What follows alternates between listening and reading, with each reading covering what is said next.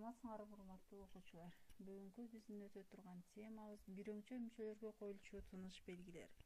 Сабактын максаты бир өңчө мүчөлөргө коюлчу тыныш белгилер менен таанышат, суроо бере алышат, сүйлөмдөрдү туура байланыштырууга көнүгүү беришет.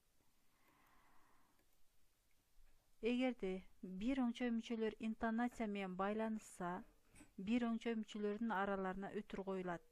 Мисалы, талаадан ак, көк, сары, кызыл гүлдөрдү тердик. Мындай бир өңчө мүчөлөр ак, көк, сары, кызыл араларына өтүр коюлду. Бири-бири менен интонация аркылуу байланышты. Анда эмесе ушуларды көркөм окуйбуз.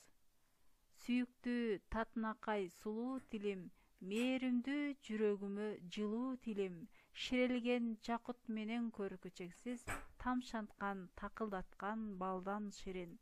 Көркөм окуган текстибизге биз тыныш белгилерди коебуз. Ал эми тапшырма балдар силерге 171 көнүгүүнү карап, төмөнкү бир өңчө мүчөлөр сүйлөмдүн кайсы мүчөсү экенин көңүл буруп, дептерибизге көчүрүп жазабыз.